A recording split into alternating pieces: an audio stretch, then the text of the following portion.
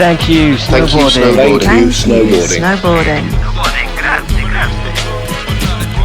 Hey friends, how you doing out there? My name is Chris Cracknell. You are listening to Thank You Snowboarding, the podcast uncovering and diving into all aspects of UK snowboarding culture, from the early pioneers up in Scotland to the current crop of world champions in Mia Brooks and her cohort who are killing it across the Alps. I saw that Emily Rothney also bagged a podium place at some event over the weekend. So yeah, UK snowboarding is crushing it right now, and long may that continue.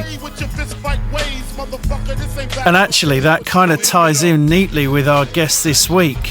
Whilst sat on a chairlift with Mia's parents, Nikki and Vicky and Nige, not Nikki and Vige.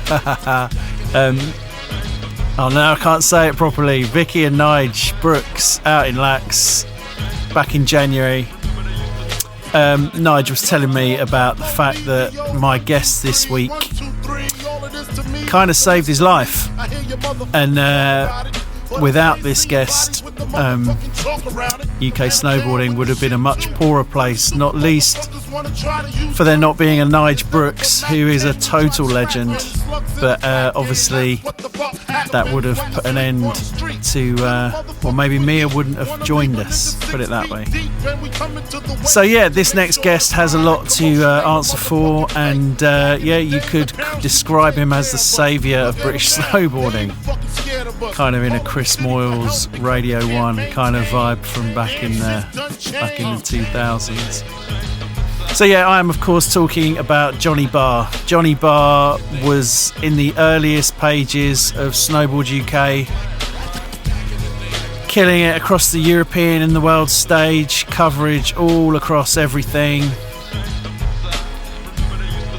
And he's still a lifer. He organises the Upbattle gatherings, shall we call them, up in the Highlands over the winter.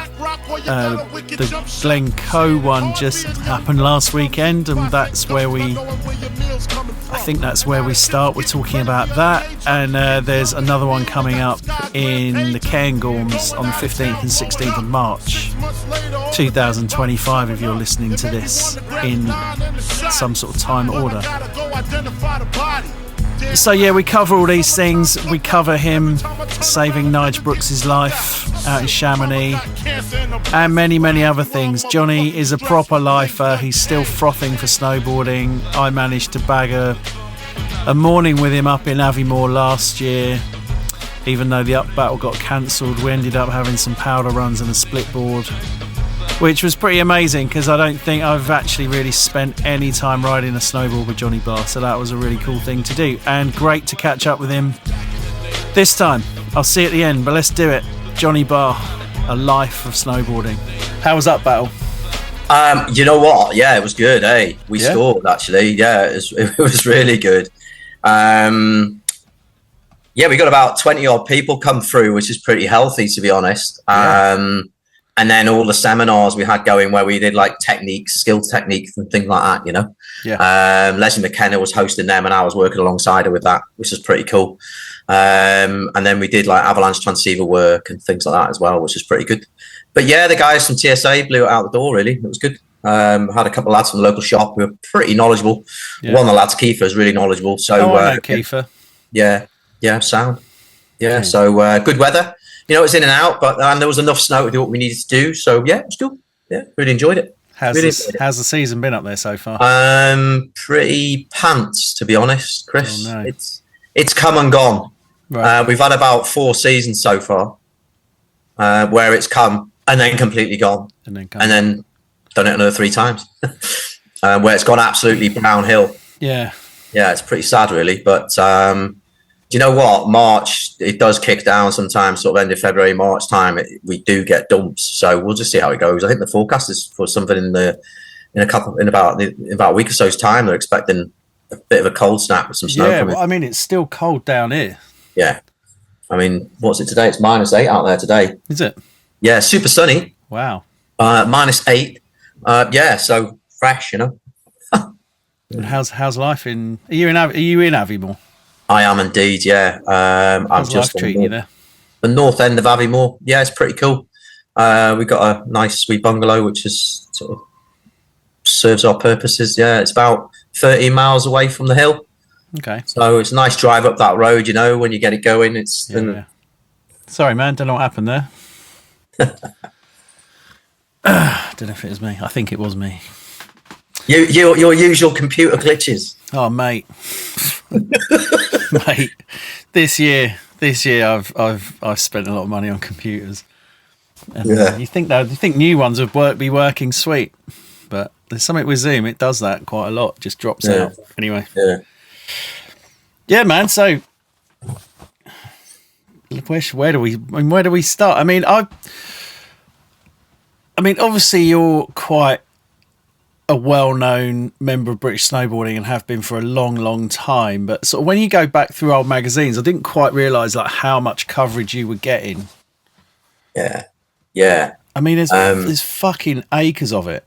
Yeah, I put a lot of work into it, to be honest. Do you know what I mean? I was, I wanted to do okay. I didn't want to slack with it. Yeah. And to be honest, I suppose I'm quite a sociable dude, aren't I? A lot of people do get on me, so I can kind of just get out there and get on with it. And I'm a doer. Admittedly, I know I wasn't one of the best snowboarders in the UK, but I was all right. And I was pretty handy at it, and I could get about and do certain things, which gave me enough respect, which was nice. And I was lucky to sort of hang with some right people to create a pathway for myself. Do you know what I mean? Which was pretty cool. Yeah. Where did it all start for you then? I remember seeing pictures of, was it like you and Chod at Llandudno dryslope or something? Yeah. Early days for you, or were you quite in by then? That was early days, very early days. So I used to skateboard, like most of us do. I suppose in them eras, grew up through the skateboarding era. And there used to be an old 70s park in Llandudno, which had a massive big U-shaped bowl where we used to go and skate. Where did you grow up though? Because you haven't got a Welsh accent, that's for sure. I grew up in North Wales. Did you? And I suppose over the years I kind of lived with so many different people, your accent changes. I moved away when I was 18 to go and live the dream as a snowboarder, and only popped back for a few months at a time, 6 months at a time, to then go and fund the next season, as you do. And living with, making a social and living life out in Chamonix, you're with so many sort of international people who are in your circle of friends. And I don't know, maybe the accent just kind of faded off a bit, and you pick up some twangs of people and things, You've got a little twang of Scouse in there, haven't you? Yeah. My mum's side, the family are from Liverpool. Right. So, yeah, that's where that comes on. Mum's an avid Liverpool supporter. So she's loving the league at the moment. She's always sending me messages and stuff. I kind of grew out of football and found sex, drugs and rock and roll, I suppose, and went on snowboarding and sort of, left my roots of following football when I was about 18. Yeah, as you do, I suppose. But yeah, so going back to the snowboarding thing. So yeah, skateboarding.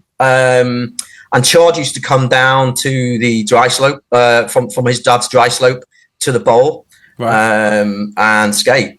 And I suppose I first saw snowboarding in Sur Chevalier in about '88 on a school trip. And seen this dude on a snowboard and went, oh my God.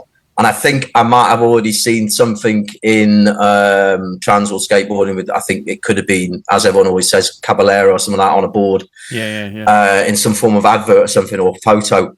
And I can remember that because obviously I was skating. And then I was skiing back then, seen this board. Me and my mate went to try and rent one, couldn't get one. So he got a monoski and he went monoskiing for the day. I couldn't get a monoski because my feet were too small. And that was on a school trip. After that, obviously, then they built the ski slope in Llandudno. I carried on skating. Chod used to come down. And one day, I think it was summer '89, he came up to me and goes, listen, I've seen you at the ski slope. You're down here skating. Do you fancy giving snowboarding a go? And I was like, yeah, why not? I've seen it. I can ski. Yeah, it sounds good. Yeah. And basically went up to Johnny Weeks organised. There you go, you're Johnny Weeks again. He organised a demo with Chod. Right. And I think he came up with Darren Williamson.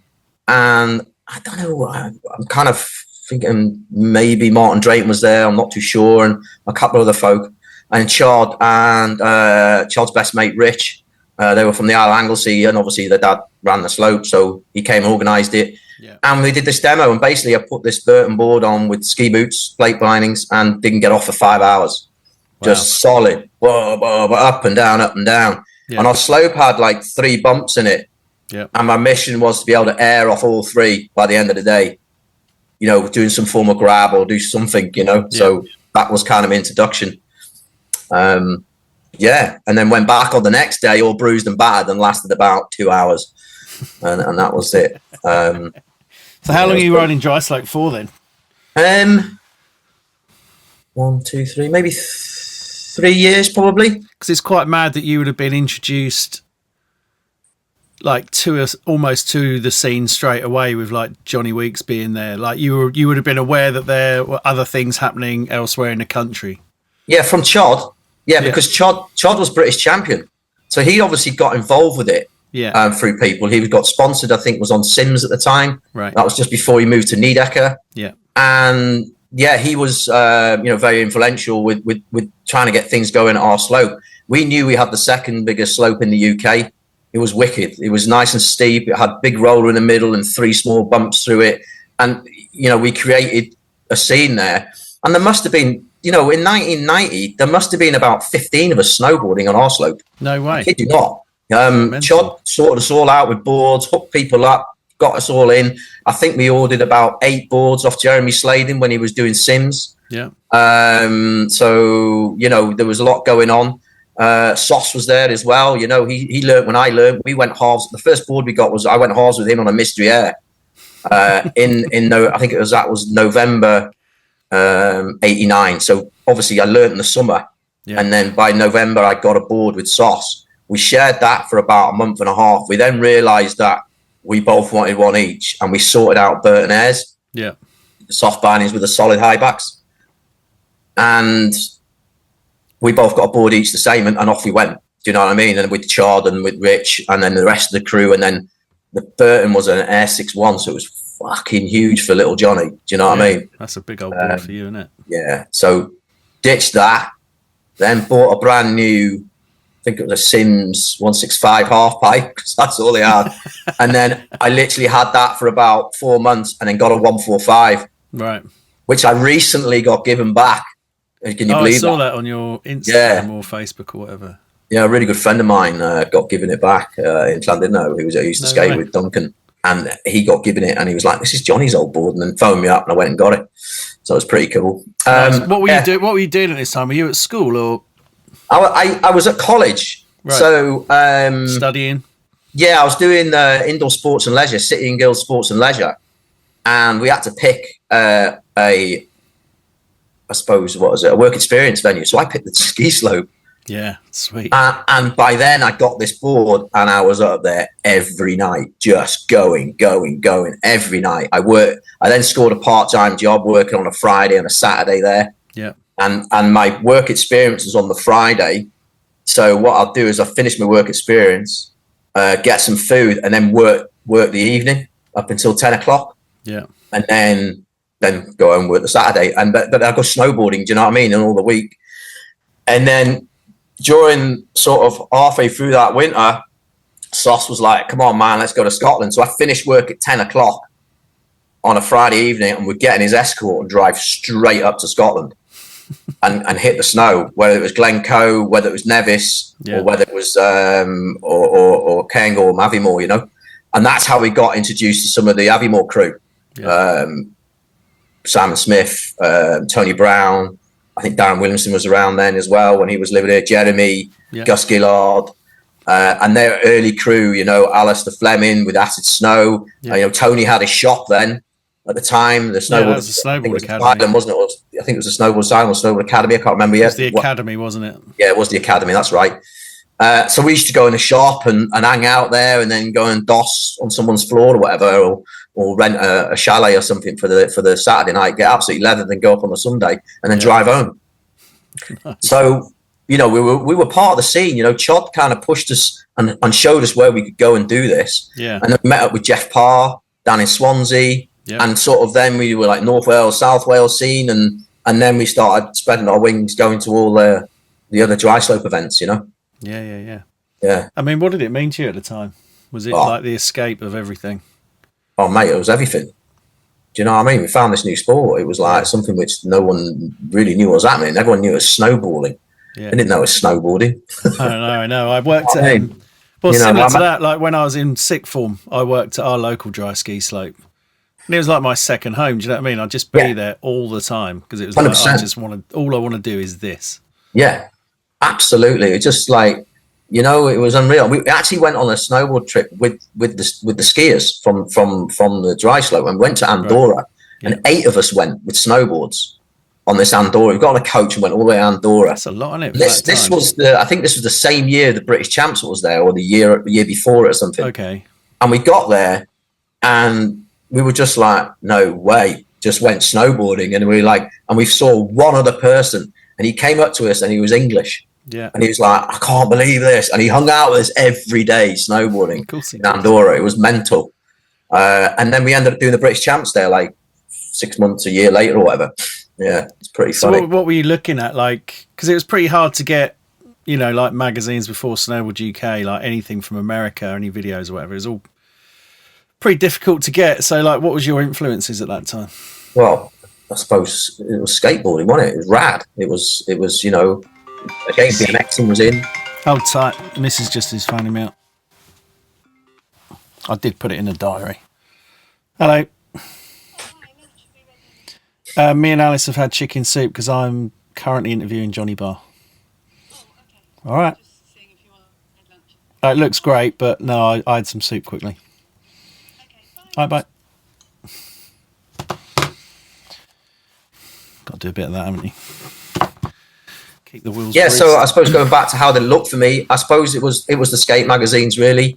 Yeah. You know, there was a couple of snowboard magazines might come out. I mean, my wall in my bedroom was covered in snowboard and skate photos. Yeah. You know, Pal Peralta stuff, Alva. My first deck was an Alva Eddie Riatagu. Do you know what I mean? I was mad into that kind of scene, and it was cool. And you know, putting posters on your wall, and that's what I did with snowboarding, and I kind of followed that. And I suppose, you know, Snowboard UK released their first issue at the Llandudno dry slope, which is where I was from. And Eddie, Alan Green, and Stig stayed at my house for that comp. So my parents were like already engrossed with it. You know, they knew things were going on with me. I'd already been to a couple of comps. I'd already sort of placed it in top 5 or something and done all right and enjoyed it. And, you know, they could see something was going on here. Were they supportive? Yeah, it was pretty mad actually. They come to a couple of comps here and there, you know. Yeah. They'd drive us to a few of them. And then eventually they just knew that I was so engrossed with it and I was at the slope, and you know, I ended up working full time at the slope. Right.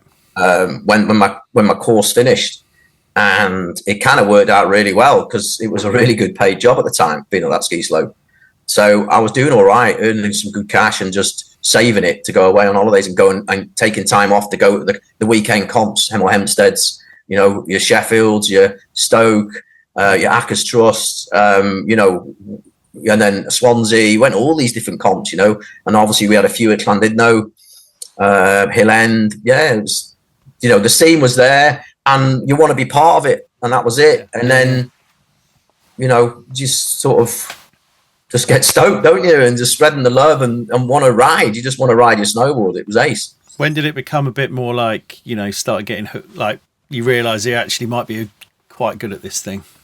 I think sort of I got flown one of them SS20 shirts you were on about, you know, with the barcode on it. Oh yeah, right, of course. Off who was that? Dave? It was off Dave, yeah. Dave Furno seen me at dry, so gave me one of these tops and started wearing it, you know. Yeah. And then I sort of then got a shop deal from Doug Foden. Then gave me a shop deal from at the time Grand Prix, yeah, and sort of gave me some deal on Sims. Yeah.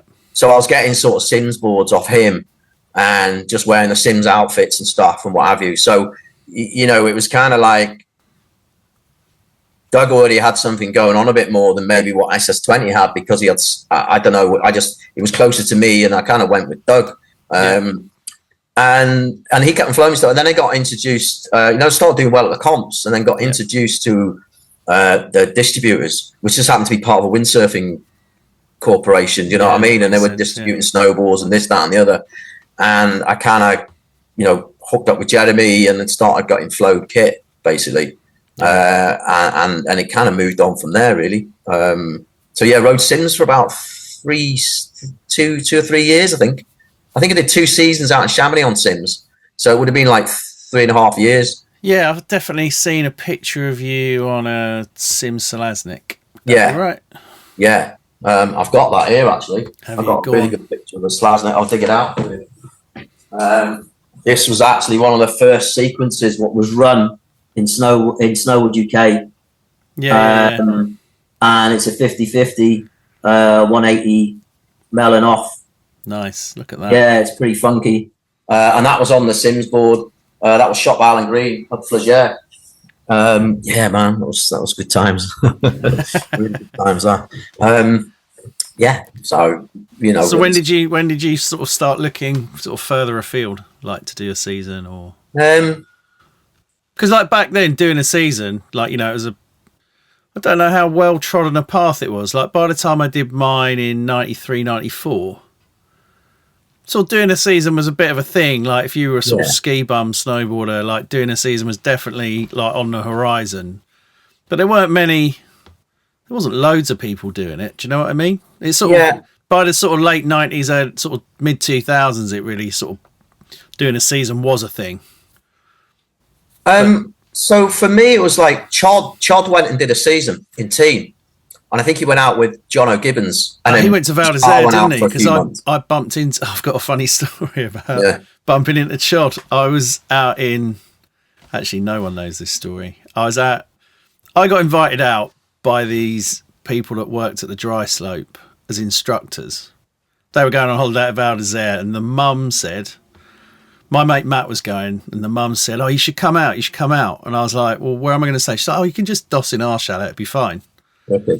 So, I sold my mountain bike, got some money together, went out there, found this chalet. I mean, I was fucking clueless. I didn't know what I was doing. Turned up there, found this chalet randomly. Yeah. And it turned out they weren't that cool about me sleeping on the floor in their chalet. And this cool skier that was with him called, what was his name? Jojo or fucking JJ. Right. We were up the mountain. He took me aside and he was like, "Mate, you need to fuck off. Like, you're ruining these guys' holidays." And I was like, "I was fucking invited out here. What do you want me to do?" And he's like, "I don't know, mate, just fuck off." So I was like, "All right, you prick." Anyway, I was like, "Right, I bet I'll go and sort that out then." And I was on the bus getting the bus through Val d'Isère, and Chod got on.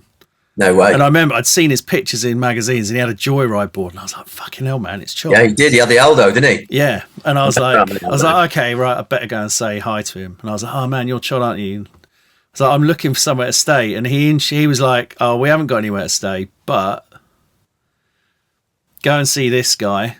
So I went and saw this guy, and he's like, "Yeah, man, you can doss on the floor of our apartment." Wicked.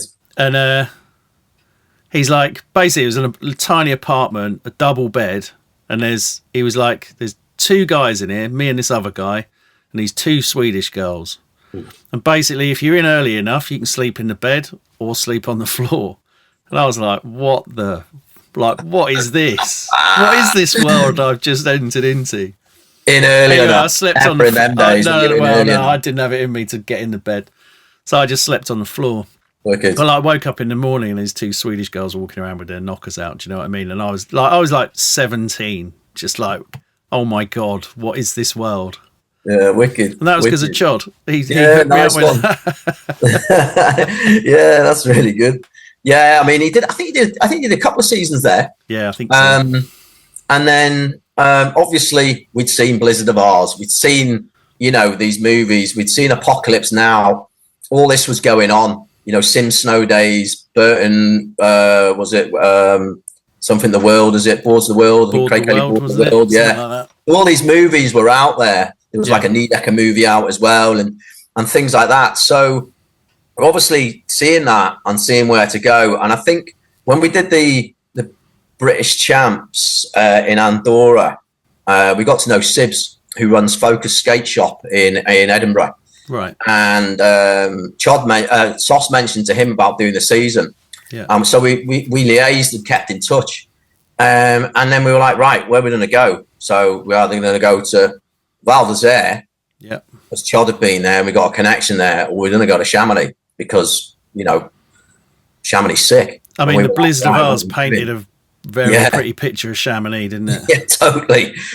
And then we kind of knew that Turvey and a load of lads from the Midlands were there was about 8 of them from the Midlands going and staying in Chamonix. They rented a caravan. Yeah. And we were all like, right, okay, there's a net with her. I already sort of touched base with Justin Allison at one of the dry slopes. He was working for Chaos at the time and riding Santa Cruz at the time. Okay, yeah. And I sort of touched base, and I knew he'd done stuff in Chamonix with pictures and stuff I'd seen in the mags in the first few issues of Suck and different things. And then we decided to go to Chamonix because the train went straight to Chamonix. Yeah, of course so it does. The 3 of us hooked up. We got the train down to London, and then London over to Paris, and then we had to walk through Paris with board bags and kit. Oh, Get them on the train. I've done that as well. Yeah, we almost got done over. We almost got robbed, and then get the train to Chamonix.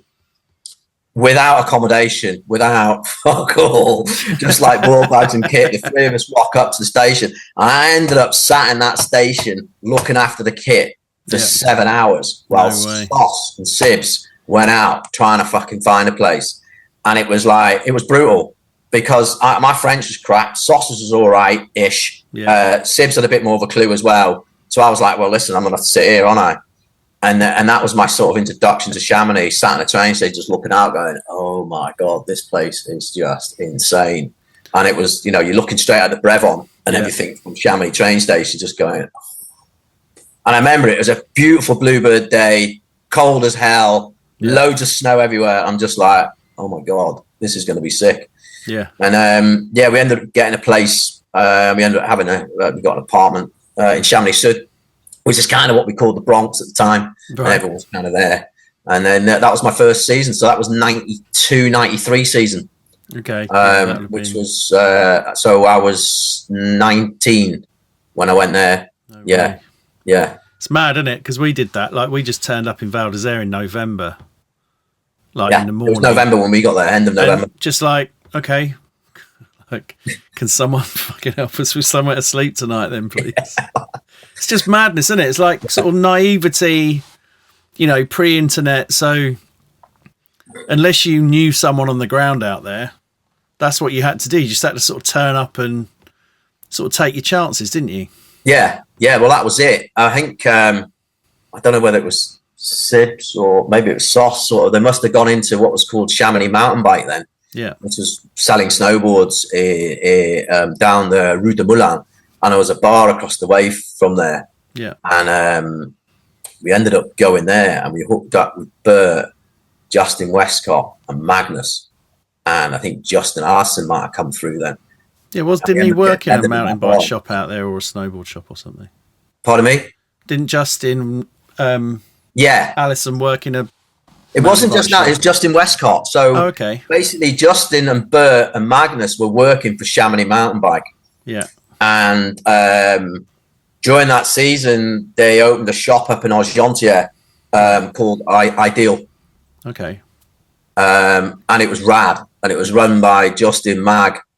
And then we'd all meet. That was the hangout place, even with the Frenchies. We had some really sick local French kids who were coming through. Yeah. And we'd all hang out there. And just at the end of the season, at the end of the day after the Grand Montée, we'd go there and get absolutely levered and just hang out in the shop. Do you know what I mean? And just do whatever. Well, I mean, that was the time when you saw another snowboarder, you would chat to them. Like it was a gang like that, wasn't it? There wasn't enough of you to sort of splinter into different groups. It was just like, oh, you're a snowboarder, come on. Yeah. But I mean, you're not going to be. But even that early on in that season, there must have been about 25, 30 Brits snowboarding in that valley. Yeah. And like, I'd say 15 of them knew each other. And that was part of the Grand Prix, Midlands Massive, and myself, Sauce and Sibs. And then Justin, maybe Alison knew a few of the guys as well. Yeah. But then we obviously all hooked up with Justin Westcott and Bert and a few other folk. Actually, Carl who worked for Snowboard UK for a while.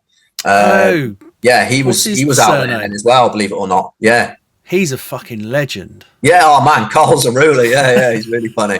Really good guy. But yeah, so there was all them people were there then, you know? Yeah. So they, you know, and you know, at the end of the day, we come down the shop, we'll have a couple of beers or whatever else was going on, you know, and hang out. And then eventually the local Frenchies got involved with us. Yeah. So you had Bab Charlet, you had Tony Rouge, you had Thomas Lingonet, you had Jimmy Perrosson, and all these lads were ripping Frenchies, and they just come and hang with us because we were the DOS, you know, we were having a laugh, and they got involved with us. So we had a really good sort of crew of snowboarders in the valley who knew each other. Yeah. And then there was other people who were sort of latching in and coming in from sides, you know, as the seasons moved on, you know.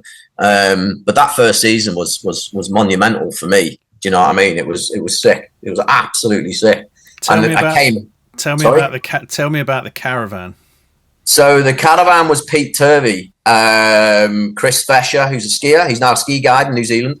Right. And then there was Andy Hill, Stuart Lee, Nick Baker, who does 32, and then all their mates just passing through.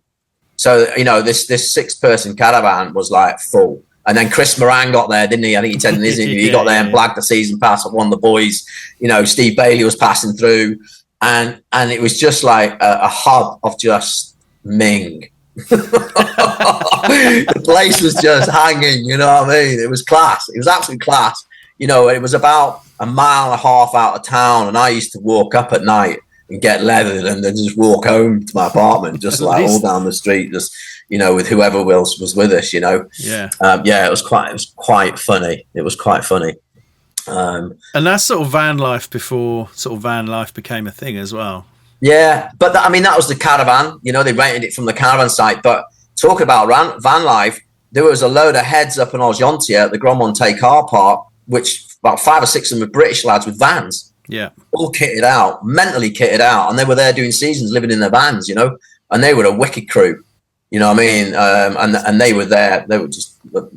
The van crew were there forever. They were there forever. All the seasons I was there was always a massive van crew. Yeah, so we need to talk. As well. We need to talk about Mia's parents, Vicky and Nige. Yeah, because you essentially, if it wasn't for you, there might not be a Mia Brooks.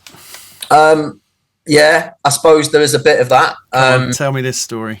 Well, I mean, you know, Vicky and Nige were always out there. You know, I think they must have got there in 94, 95 season, maybe 95, 96. I don't know. They were in their van. So they were part of the van crew, you know, and they were always nice, always great, always hooked up. They knew who we were, you know, because we'd been in the mags, you know, Nige was a bit in awe and all that kind of stuff.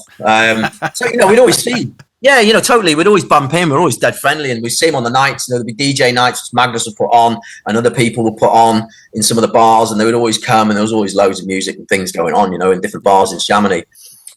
So you always bumped into Nige and Vicky. And then one day I was at Flagey and I was shredding.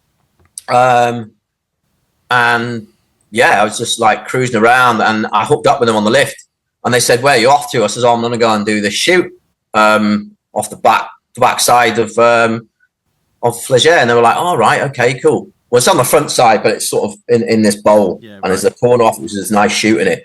But I'd obviously done quite a few summers there by then, so in this shoot, there's some massive rocks at the bottom of it, and tree stumps, and this, that, and the other in the bottom of it, and I kind of knew it. So it was one of those things where you kind of scope lines in the summer to know what consequences are like in the winter. Sure. With things, and we cut across really high. Got to the point, and I said, "Listen, Nige, you can drop in first if you want." I says, "I'm cool with it. You know, I've done this line so many times, it's all right." And there's a lift at the bottom. Yeah, it's really it's probably about 50 meters away from where you run out. Right. Okay. And the lift sort of cut off another way, and so I said to Nige, "Yeah, just go down a bit." I said, "Whatever you do, fucking chill out when you get towards the bottom. You can't put in banging turns in the bottom. You've got to stop and sort of just cruise out." And he didn't. And he put in this huge turn in the bottom and basically just hit a rock and then uncovered a tree stump with his chest and his like side of his body. And he went down like a fucking sack of potatoes. And I'm like, I said to Vicky, I said, "Right, Vicky, whatever you do, do not stop. Just ride straight to that lift, get down, and call for help straight away. Yeah. And I went down to Nige, and he was in an absolute state. He was spitting blood. His fucking eyes were all over the place. He was in and out of consciousness. And I basically sat him up and just sat with him for like 20 minutes till the chopper came in, just sitting there going, breathe, Nige. Just keep fucking breathing, you know? Yeah. And he kept breathing. And he kept breathing, and he was spitting blood. He was fucked. He was absolutely. I think he was in intensive care for about a month and a half. Yeah, you know, and he basically punctured all his lungs and broke a load of ribs and fractured some other things in there. He had a bruise which was went from his left knee right the way up to his shoulder, all the way down one side, absolutely black. It was minging. He's got a photograph of it somewhere, but yeah, it was pretty horrific, to be honest. And you know. Yeah, I mean, the chopper came in, dropped the medic off. He was pretty shite. I had to keep talking to Nige, you know. He was too busy getting his shit out. And then they dropped off a photographer who started taking pictures. What? And I fucking went off. Do you know what I mean? I was like, oh, you, see you later. You ain't taking photographs of my mate in this state. Yeah. Do you know what I mean? Yeah. It was horrendous. Do you know what I mean? It wasn't great. It was scary. Really scary. Yeah. But yeah, kind of. But thankful that someone was there that could kind of keep their shit together enough to help him keep his shit together. Well, you know, you learn to keep your shit together. You have to. You know, if you're riding backcountry, if you lose your shit, you're a danger to any of your pals, really. Do you know what I mean? You've got to stay focused. I mean, you get that from the likes of Neil and Neil McNabb and the likes of James and Neil McNair and all the people are doing their backcountry stuff, you know. Yeah. They're knowledgeable people who fucking hold their shit together when they're in these situations. And you've got to. Do you know what I mean? Yeah. And that was at an early stage in it, and it's like, right, okay, here we go. Let's keep our cool and get this sorted out. And luckily, he survived. Like. So, did you do any work over there, or were you sort of working in the summers to save up for the winters, like a lot of people did? First, I think my second season, I scored a part-time job in Chamonix mountain bike, right? Which basically kept me out of happy hours. Yeah. Which was cool. So I wasn't interested in getting pissed. Yeah. Do you know what I mean? I wanted to go snowboarding. Yeah. So, you know, I got involved with the shop early on and worked Zero G.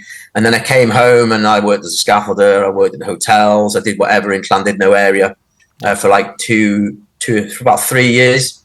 And then ended up staying there for went to Chamonix. I think it was 95, 96. Right. Went back to Sham again and stayed there. Got offered a job working in a mountain bike chalet in the summer, and I was still working the bike shop. And basically, I was helping with guided tours in the valley with mountain biking. And they did a Tour de Mont Blanc on the mountain bike, and I was driving a recruiting vehicle. It was like a 4.5 day ride around the Mont Blanc, going to different gîtes. Yeah, and I would ride sections, or ride all the uphills, descend back to the car, and then go and drive around to the next gîte. Set up a bike workshop for them, so when the clients came back round after their day's riding, they had a space to do their kit and had all their kit in their rooms and stuff. Yeah. Did that was great. And then started working full time, and the shop moved to its new location, to one of its locations at the end of the south end of the village, and it got changed the name to Zero G. Right. And Martin was influential. Martin was amazing. He let me he knew I was a good snowboarder. He knew what I was doing from the start. Yeah. And he just said, listen, the shop will run without you, but when you're here, just work for us. And when you're not, you're going away doing your thing. That's cool. I've got enough staff here to run it. So I had this like in and out kind of shop vibe. The staff were really cool. And having a British guy in their shop, they were stoked with, because there's lots of Brits coming through Chamonix. Yeah, of course. So it was cool. It was wicked shop, and it still is. Still amazing. Martin still runs it. They still do rather a lot in Chamonix. And there's a lot of history there. The staff are really good, and you know, within mountain bike and snowboarding. Yeah, it's cool. So I suppose I lucked out really getting that job. As I say, it kept me out of happy hours, so I wasn't getting top minging like most of the lads were. Yeah, I had that when I was running the chalet. You know, like we had to go down and cook dinner. So like après I'd never really done après until like, after we got rid of the chalet. It's a different thing, isn't it? Quite like it now. Yeah, well, at that age to like it though, aren't you? You know what I mean? But I don't get me wrong, I did a few. You know, if I had a killer pound a day, and then Scott was DJing, for example, later on in the years ahead. Yeah. And he was doing a happy hour. I'd go and support him. Do you know what I mean? And have a few beers with him and that. And the crew did as well. So, and Shred knew I was out, so he didn't mind. You know what I mean? And I'd go back the next day and go and work the shop, and just do the occasional one, but just not every night like most of the lads. So where was your sort of career as a snowboarder? Like, how far did you get? Because I mean, you got a lot of coverage, and you got some international stuff as well. Like, were you sort of making any money out of snowboarding, or? I got a photo incentive. I did get a wage off some of the companies, but it was only very small. It was never massive, but all that money went back into snowboarding. Yeah. You know what I mean? That's why I had the other jobs, we were, the reason why I kind of got some international coverage was through Justin Allison. Yeah. He'd already gone out to Canada. He met up with Ken Ackenbach. He'd met up with certain people. He was Morrow team manager. He was Dragon team manager, and he was on an international circuit doing all that stuff. He filmed with Mouseberg. He did loads of stuff. Yeah. He had a few shots in Transworld and different things. So he introduced certain photographers to us. So, Ken would come over from Canada and he used to come out and hang out with us. And then we'd go to Verbier and hang out with him and just and have a right old laugh on the hill. And I met some amazing pro snowboarders and different people out of the Canadian scene. And then, with Justin being with Morrow and Dragon, he was getting photographers over. I had a shot in Transworld in '95. Nice. That was pretty sick. That was shot by Mark Gallup. Who were you riding for at that point? She said you were on Sims for a while, but I've moved on to 5150, and I was still riding. I was still riding for Wave Rave clothing and Dragon Optic and North Wave boots at the time. So 5150 would have been Layla's Spree to Keep. That's the shot there. There it is. Look. Yeah. Look at the style on that as well. That is a beauty. Yeah, it's sick. Yeah, and then that was the cover of it, and the cover on that was Nicholas Droz. He was riding for Morrow at the time. Yeah, and then Tommy Brune at the top there. R.I.P. Tommy, absolute legend. We had the guys came over from the States, and we had about a week shooting with Mark Gallup, and it was a pretty monumental sessions, really. There was James, Justin, Babs, Max Plotinator, Tommy Bruner, myself, Justin, and we'd go out and just ride and shred stuff and do whatever, And I ended up getting some pictures, which was pretty stoked with. I just noticed on that picture that was in your sort of Leo Sayer phase as well. Yeah, there was a bit of that going on, I suppose. There's some mental stuff for that around. I just grew an afro. Me and my mate had a bet on in North Wales, and we both grew an afro, and then Ben White from the Speed of Keep decided to shave it straight down the middle. That was Le Does Alp. Right. I think it was like when we had a Brits that does Alp sometime. I can't remember when that was. Fucking hell. L'Esprit de Keep was good times, wasn't it? I think for some people. Mate, legendary. Absolutely legendary. Them guys, man. I mean, Ben was so into us, and then having Pete Turvey as our team manager was just sick. We had all the best products, and they supported the riders, whether they were dryslope or whether they were snow lads, and the team was amazing. You had Schmitty, you had Reece Crabtree, Dan Line, you had who else we were saying? You had Ben Graham, Sasha Ham. Sasha, Sash Dog. You know what I mean? And then there was endless. James Stenterford, loads of crew, man, and we'd always pass through and we'd always help out. And if we were finishing the season, we'd go and do a month in London skating and just doss in the warehouse and go skating for a month, and then just help out within the warehouse, packing boxes or doing whatever, I mean, that warehouse or their office has got a mad story, hasn't it? Because it's now fabric, isn't it? Yeah. Yeah. We used to have a mini ramp on the top floor, which Ben Graham and I think Blimmer built, which was pretty sick. And then like the guys for Unabomber sort of took it over and did loads of stuff with that, because then I think Ben was helping out Unabomber with a few of the guys who were doing that.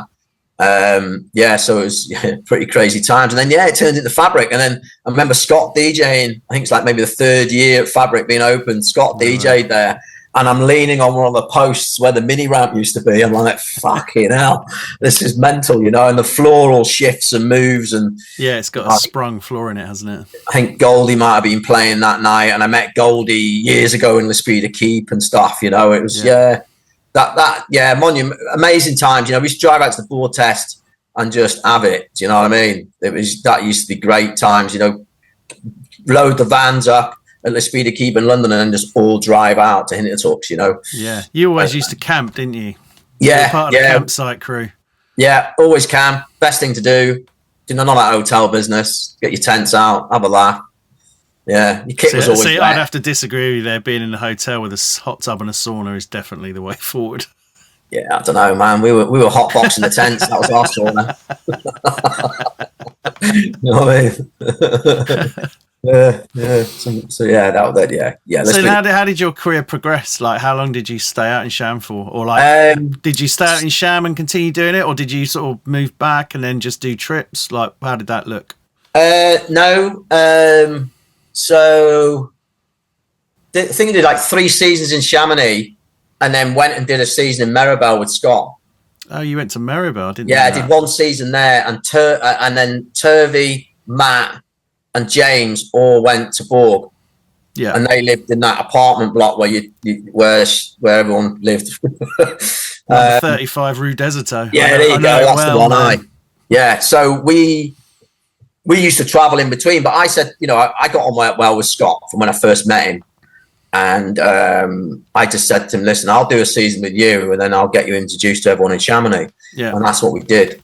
How was the, because it's probably a bit of a cultural shock coming from sort of somewhere that's quite serious, or that's how I see it, as Chamonix, going to Maribel where it's more, like, English chalet girls, that kind of vibe. Or, I don't know, is that how it was? Because that's the impression I would have. I think it was getting to a stage where it was good to take the year out of Chamonix because it was fucking getting serious. Yeah. We were riding some serious shit, and it's like, right, let's maybe, all of us were like, all of us agreed to it. It was really mad, actually. A load of us said, fuck it, let's go do a season somewhere else for a change. Yeah.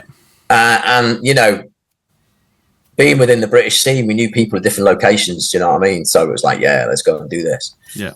I found Maribel very different. I enjoyed it. It was good times. Did some nice backcountry stuff as well, and what have you. And just, it was just a different pace of life, wasn't it? It's pretty hectic in Maribel. Yeah. There's a lot of things going on behind the scenes off the slopes. And I lived in 1600, so with Scott, and Scott obviously knew a few of the French boys up there, which is pretty rad. Serge and Christophe Bergameli had a shop there at 1600, which was pretty rad. So there's things going on, and it was all right. It was good. And then just decided that was that, and then we did that season and moved on to Chamonix. Right. I suppose during that season, that's the season when they had the Brits and Les Arcs. Yeah, that was good times, wasn't it? Yeah, it was really good times, and I think Did you jointly win that with Moran? Yeah, I did. I jointly win it with Moran, and the story behind the jointness of it was Chris, I think, officially got the overall complete, and I was like a couple of points behind or whatever, but he didn't enter the big air where I entered everything. Right. So he decided that it was a joint effort, which was very, very kind of him, basically. Do you know what I mean? Because he didn't do the big air comp. Yeah. So it came across that way, really. And from there, that's when things sort of excelled for me, with sponsors, with different things going on. Yeah. I'd started riding for Switch because my ankles were fucked. I couldn't ride a soft binding. Oh, you rode the old step-ons, didn't you? Yeah, I rode steps. Yeah, Switch. I rode the Switch step-in, which had a bit more of a skate influence, so-called skate influence orientation, because Tommy Guerrero's brother was part of the dynamics of that system, Anthony Guerrero, and with that scene, you know, I then went on to Vans, because Vans were heavily involved with some of the guys who were developing the system. That's right, yeah. So they brought it to Europe, and they ended up having an office in Chamonix, and I ended up riding for them and testing the product quite a lot heavily. Yeah. Axel Popote, myself, and a few other folk were sort of testing it constantly and developing it and helping with the European sort of influential side of it all. Yeah. It was, and then I moved on to from 5150. That got bought out by Ride. Yeah. So that I then sort of crossed over from 5150 into Ride and started riding for Ride and Capel. Still on Dragon Goggles. Capel had great art direction on their adverts. Yeah, they were sick, weren't they? Some nice birds on there, like, yeah. You allowed to say birds anymore? I don't know, are you? Don't know, in my era you could, and I'm still in my era, so I'm still alive, so I'll call them a bird. Sort of did that for quite a few seasons with Ride and Capel and such like. And that's where things were changing with photo incentives and stuff, and getting a bit of a wage and things coming in. Yeah. And sort of then the opportunities sort of moved on with working with Vans a little bit more, with summer camps, because I was staying in Chamonix, you know, and like, again, working the shop, Shred would give me a few weeks off here and there without a problem. So then I'd go along with the demo teams to all the glaciers and work all the camps and different things with like Switch demo tours. Yeah. And Vans and stuff. So it kind of, it was pretty cool. It was, you know, I got to travel most of Europe most summers for about 3 or 4 summers in a row. I was out just hitting the summer camps, as well as sort of being in Chamonix. So it was pretty cool. And a lot of the camps weren't too far away, you know, 3-4 hour drive at the most, you know, and you're in, you know, you're in these venues just having loads of fun, and learning off some of the best. You're like, fuck, you know, you've seen all these heads coming through. You're like, oh my God. You know what I mean? And just coping with it and dealing with it. And yeah, it was good. And then I think we got, me and James got a joint interview in Onboard. Right. And we kind of sort of touched on the subject of that the Americans, you know, weren't really very good at letting yourself rip around a mountain, basically. You know, you had speed cameras, you had pistas coming after you. Yeah. I ended up kind of slagging off the American scene a little bit. And Ride got hold of that and dumped me straight away. No, I didn't know. They were like, "Nah, that interview's not good enough for us. That's not good enough." And James is obviously riding Lib. Yeah. And they were like, "This is amazing! Whoa, this is such a good interview. It's so fun, you know." And I was like, total yin and yang, and like, I'm like, "Fuck, I've lost my sponsors." And then like, I get a phone call from Jasper, and he's like, "Come and ride for Canoe." And I'm like, fuck yeah. So it's straight on to Mervyn then, wasn't it? So we then started riding for Canoe, which was absolutely epic. You know, they then got to send us places and do stuff. They had a bit more of a budget.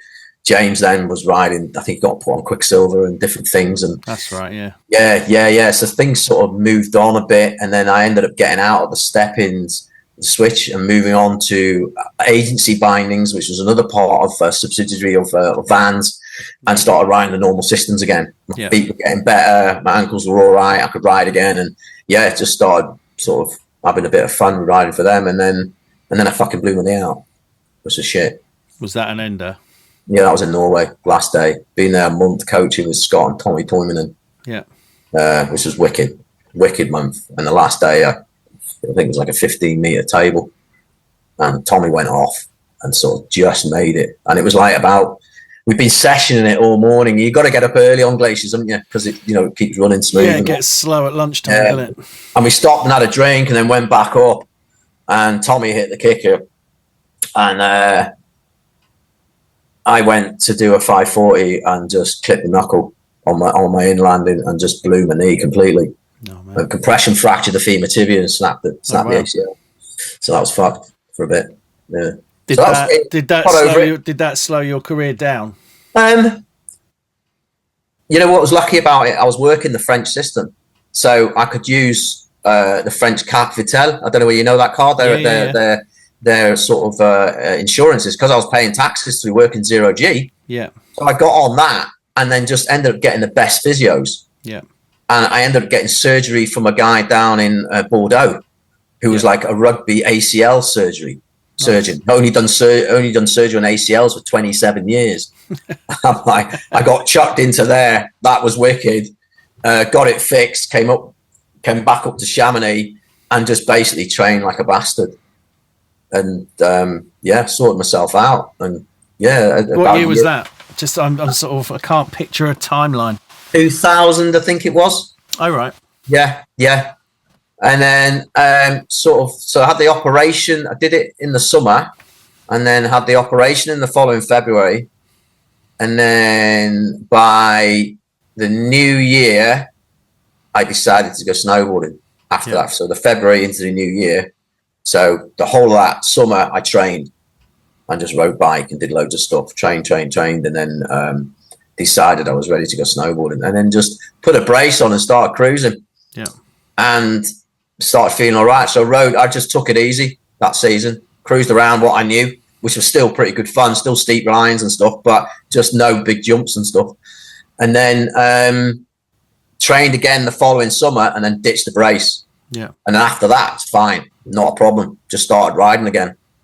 And for up until 2006, I decided that my body was getting sore and I needed to move on. So, and my rent was coming up in Chamonix, so I moved back to Bristol. So when you say like time to move on to what? How do you know? Like, you say your body starts getting tired. Yeah, I mean, it just gets, you're doing as much as you can. But I just had other things in my head going, right, what am I doing? Right. Do you know what I mean? I've been out here as part of the paint work for years in Chamonix, everyone at uni. Do you know what I mean? I was just thought, am I going to grow old here, or am I going to do what? Or maybe I need to move on a little bit. I'd already got a rope access ticket. Right. So, I got that from a climbing buddy of mine who came and did a couple of seasons in Chamonix, and he was like, listen, John, you should do this, it'll fund your season. So from like 2003 through to 2006, I was going away in the dead seasons. Yeah. Or dead time of the year within Chamonix and doing rope access. Yeah. And then putting that money away and then coming back, working the shop. And at the end of the season in September, I'd go away and do some more rope access and come back for the start of December. But I mean, there's loads before this as well, which is other stuff which I haven't really touched on, Before I even got there, I did like 3 volumes of working for Snowboard UK. Do you know what I mean? And I worked as the photo editor for Snowboard UK from 97 through till 2000, 99. And that was a massive, big time where I got to meet a lot of people, which pushed me within my snowboarding as well. And then Eddie gave me the ultimatum of, do you want to do seasons? So I went and did seasons. Yeah. And left SUK. And so were you having to spend a certain amount of time at their office? Yeah. I know it's peddling back a bit from where you were just saying. No, it's fine. It's fine. It's there's a bit of stuff going on there, which was very key to me. Yeah, I didn't realise that you'd life done from that. The snowboarding. Ian had got employed as the photo edit, as the editor. Yeah. Wendy had just started. There was myself, Stig, and Eddie. Yeah. And Sang, and we were sort of based in Kidderminster, running the mag, and doing our bits and pieces. And I was the photo editor, so I was liaising with a lot of photographers, letting them know what I was doing. And that's how I got to know Dan Milner. And Dan Milner ended up working with us loads because he came into the season and lived with myself and James and Chris Fesher. And we did an awful lot with him, which really excelled our snowboarding, which is why we got a lot of coverage. Yeah. Because we were basically tuning Dan into that environment, and he was just loving it. He was like a sponge. Do you know what I mean? Yeah. Bam, bam, bam, bam, bam. And then that's when we had the opportunity to go to Alaska, because we had one of the top British photographers with us, which then moved on to him becoming world famous photographer, working for Jones and other people as well, and doing all his adverts for all the different riders he worked with, who he met through us. And, and then other lads coming through the Chamonix doing seasons in that era, Dan moved on, progressed on, and the magazine had a lot of influential on myself and helping my mates out. Even I was giving my pals front covers. Yeah, it's pretty funny. and getting them sentences and helping them out. And Bit of nepotism never hurt anyone, right? Hey, do you know what I mean? It's got to be done, innit? So it works.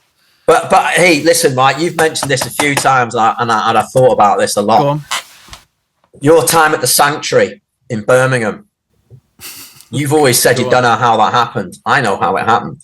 Oh, right, cool. So I'll give you an explanation with that. Well, one. hang on. We'll need to give some backstory. So that was when the propeller heads played. Yes. There was some sort of thing at the Snowdome. Yes. White Lines had 2 hotel rooms, and there was about 50 people sleeping in them. Yeah, so, I couldn't remember. I literally couldn't remember anything else about why we were there apart from that. So the start of it was Sprite got involved. Okay, yeah. Right? And Sprite basically got involved with either White Lines or with SUK or with the snowboard scene, and they wanted figureheads to host a coaching day, which was James Stenterford, Mark Rothwell, myself, and maybe someone else. I don't know who else, but we had like 10-meter banners hung off the walls, massive big banners at the Snowdome going up the side of it with Sprite and then pictures of us snowboarding on it, right? Chester, I'm sure, will know all about that. And it was a can competition. So you won a day's snowboarding with Jonny Barr, James Stenterford, and Mark Rothwell. Yeah. Right? And you got to do your day's snowboarding and then went to see the propeller heads. Okay. In Birmingham. Yeah. So at the time I was living in Birmingham, just around the corner from James's house. Rothwell was living just down the road, and we were going to Snowdome quite regularly. And that's how that happened. Basically, they hosted the event. We taught some people how to snowboard in the dome for the day, and then we all went and got leathered in the propeller heads. Yeah. And basically, I gave all my tickets, and James Gawler gave all his tickets to all the skaters in Birmingham who we knew. So there was a massive big VIP room just full of skaters and snowboarders just getting on it. Yeah, it was pretty funny. But yeah, so that kind of sort of gives you an idea what happened there. It was all done through Sprite. Oh, well, that suddenly clears the mists on that a little bit. I was sick on the bus on the way back to the travel lodge or wherever it was. Yeah, I think everyone was pretty sick there. It was quite a monumental night, I think. Yeah. What else you got in your notes? What haven't we covered so far?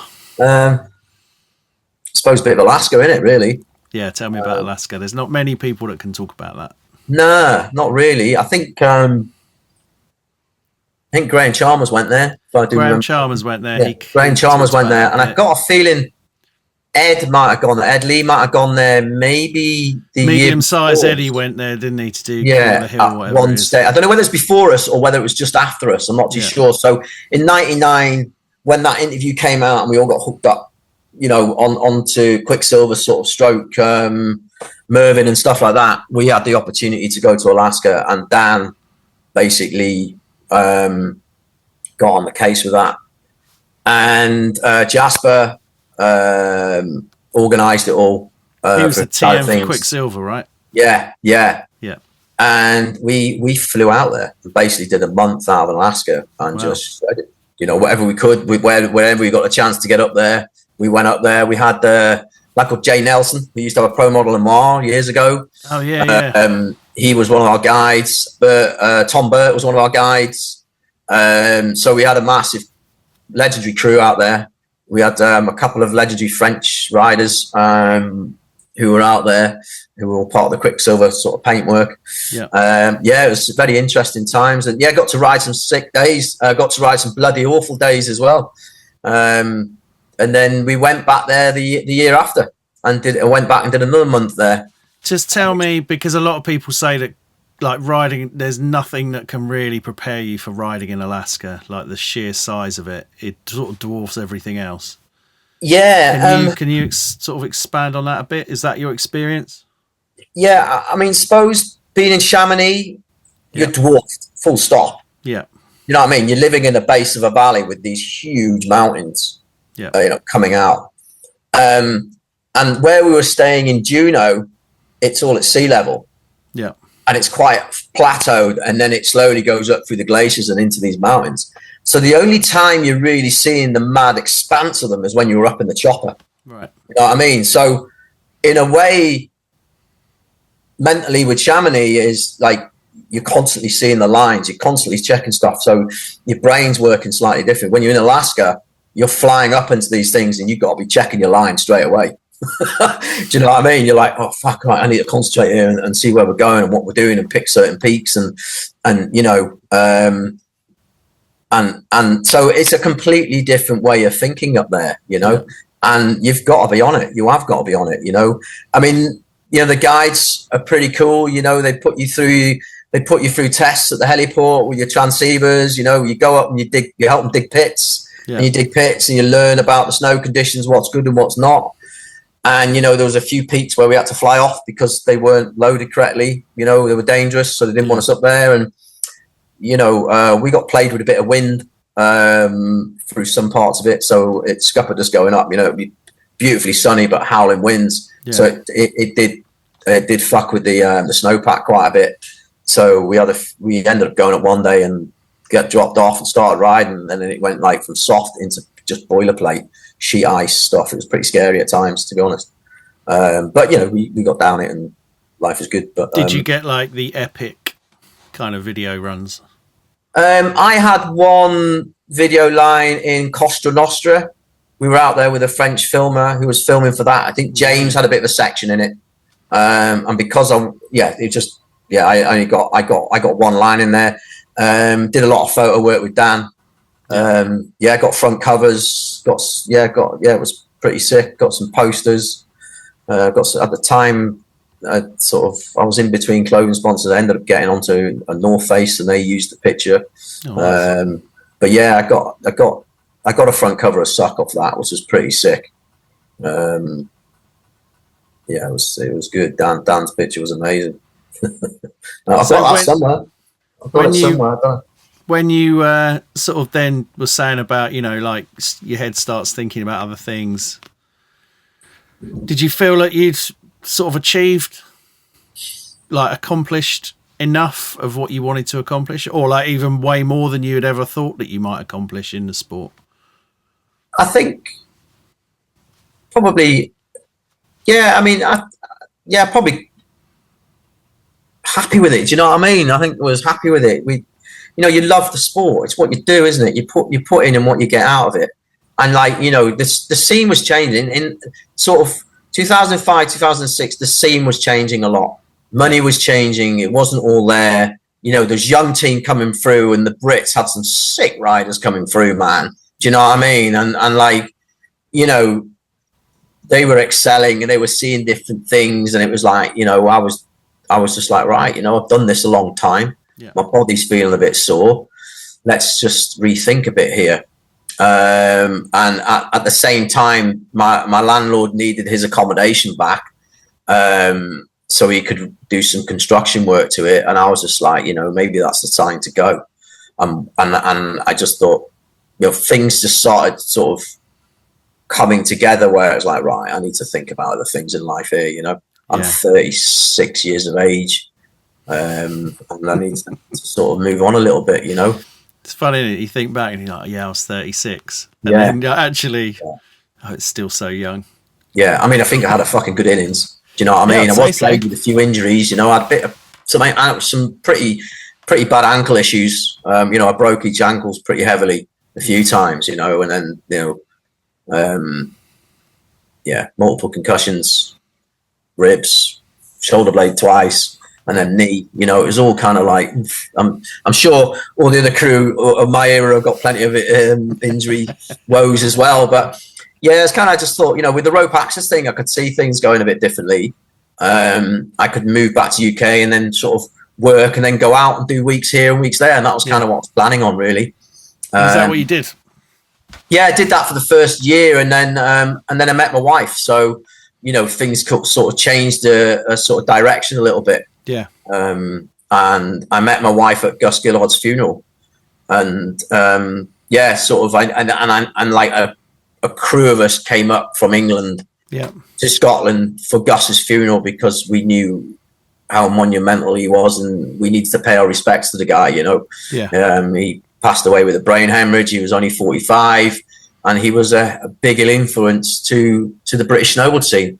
as you well know, from Acid Snow, and then he worked pretty heavily with Solomon, doing a lot of R&D for them and different things, and within the UK and everywhere else. And you know, he was an absolute legend. And so we came up to pay our respects to him, and then I met my wife, and then ended up coming up here for Christmas and hanging out with G. And a couple of other crew up here, Ross Dempster and a few, and I sort of knew some people. So in the end, I ended up moving from Bristol up north. Yeah, that was like what I wanted to get onto. Like, how come, you know, sort of, you know, how does someone end up in Aviemore like it's the last place in the world? Because it isn't. But like, you know, how do you? That's quite a move, isn't it? Because Aviemore is, I mean, it's quite remote, or it feels remote to me. Coming from the south of England and going up there last year, I was like, wow, we are out in the middle of nowhere here. Do you know what I mean? It's like a town that hasn't got a lot around it. Yeah, absolutely. But I can see. The thing is, though, I already knew folk up here from when I came up here in the 90s. Do you know what I mean? In the early 90s, I knew people, so I already kind of had a crew who were around and knew me, and because I was sponsored by Boardwise at the time. You know, I knew some of the lads from the shops and stuff, and the Scottish crew with Boardwise, with the guys from Edinburgh, Brian Stark and Sarah, and there was always a crew of folk I kind of knew up here. So when I moved up here, it was kind of like, oh wow, I'm in Aviemore. But you know what it's like when you fall in love with someone. You're kind of following yourself. You want to be with them, and it just so happens that my wife lived up here, and I moved up here and sort of reaped the benefits of having a hill on my doorstep. We used to get some good snow in them days as well, believe it or not. I mean, there was a few dry seasons, and there was a lot of dry seasons during the 90s, which the lads would always tell you about, which were terrible up here. And then when I moved up here, I was like, what's the matter with you lot? We seem to be getting seasons here. And then now it's been a bit lean the last few years, and I can kind of see why. Yeah. Yeah, you know, I was stoked to move up here. I mean, what I noticed when I came up there last year, it really felt like Bourg Saint-Maurice. Yeah, you know, I mean, it had that same kind of community town in the mountains vibe, which I guess you must have recognised from your time in Chamonix. I imagine it was fairly, obviously the mountains are different. Yeah. But the atmosphere around it felt really similar. Yeah, it did. I think going back a few years, though, when Boardwise had the shop and had the skate ramp, and even when that closed down and when Ross had North 57, there was a bit more of a scene within snowboarding. Okay. It kind of got a bit dealt with money, expense, and all these different things started happening, and people were going to Europe because of EasyJet. Yeah. So it kind of lost a lot of its scene, but I'm glad you mentioned that you felt there's still a bit of that here, because I do feel as though there's a little bit of that here. You know, and it's changed a lot, because it's changed a lot in my experience with it, because the snowboarding ain't particularly great here, but having a split board, you can find greatness. Okay, let's dig into this. That is where Scotland, for me, is really good fun, because you know, a lot of the lift runs are not that great. They're not that steep. They're not that challenging.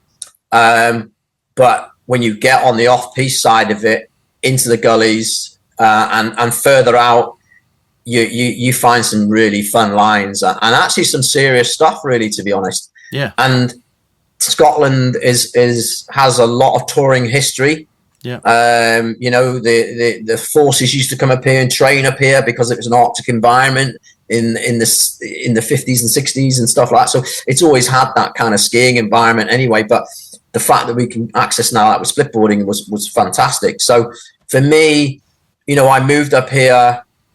I did a few of the local comps with Vans and set up a few things with Chris Chat when he worked for Vans. Yeah. We had some epic comps up here, and then that sort of dwindled off a bit, and then I decided to do something more for the splitboarding side, because I knew how good it was from when I first moved up here anyway. Yeah. So what was the so getting on to splitboarding, which was inevitable,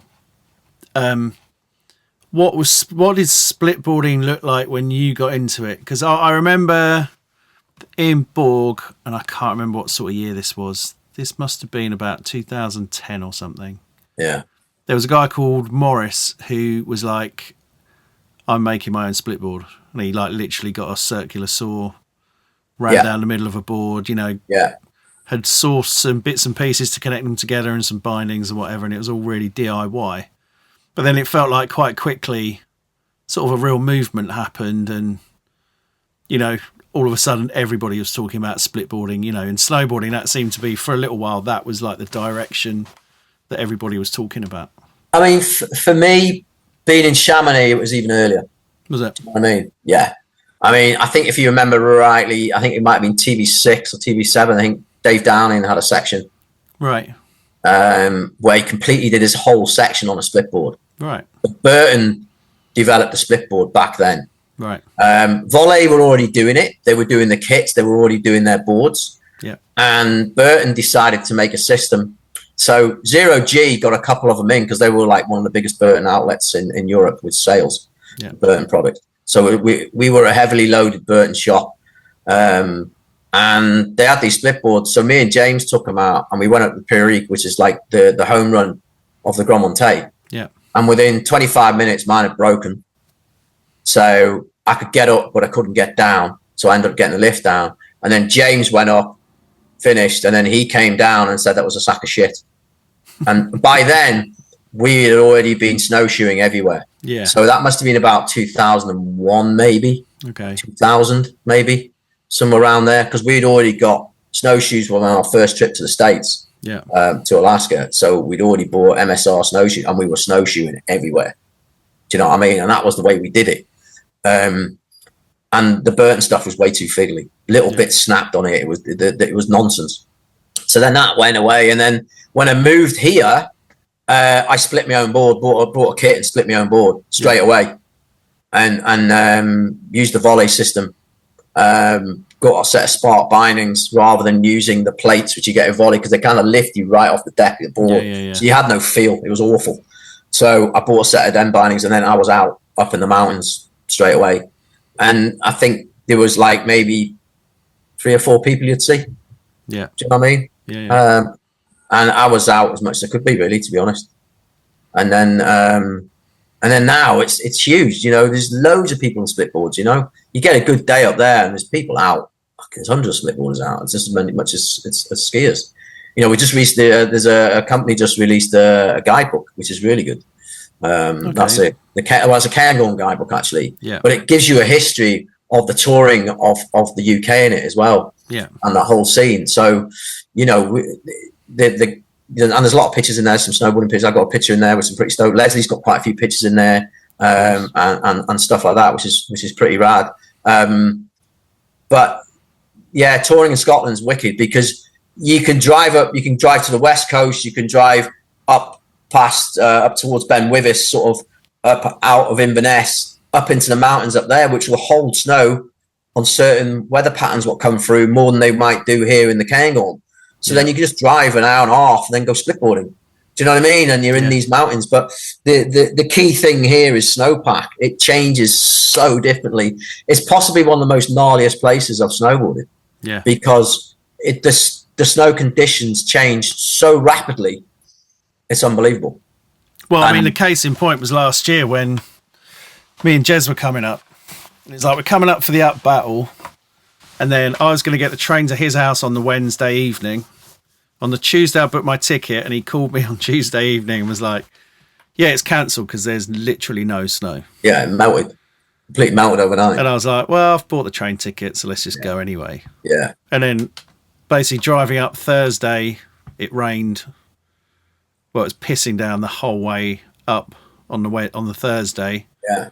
Friday, we were in Aviemore and it was sort of raining, and then the Saturday morning, we were splitting and shredding some power lines.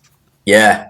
Yeah, we did. We actually had a really good day, didn't we? Nuts. Yeah, we had a really great morning, didn't we? Yeah, that was rad. Yeah, it was actually, wasn't it? It was really good fun. Yeah, well, you know what? It was one of those things where I've hosted the Upbattle now for 12 years, right? And there's been probably about 4 or 5 of them events which have been pretty low tide conditions.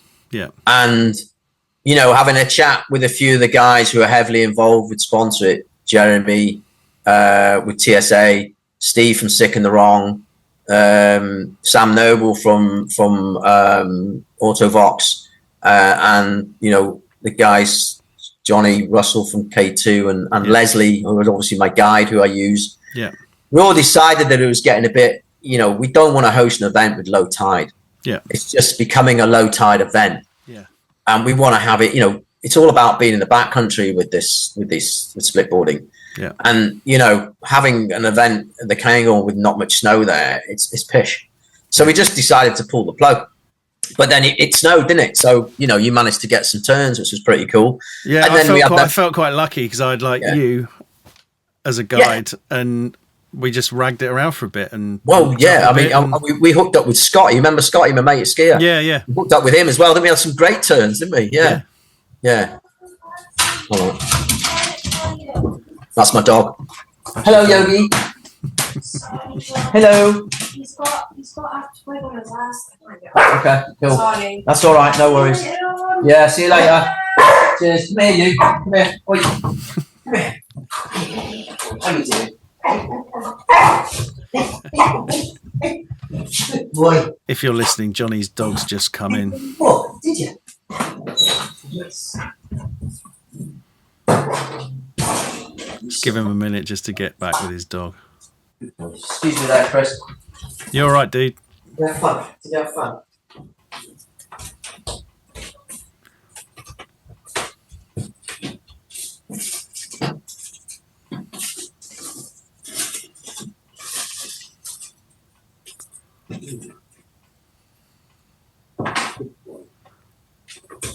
That's it, you got it.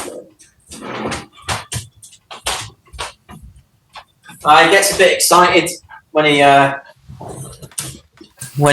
comes in from his walk. He's just been out with some friends of ours for a walk, so that's pretty cool.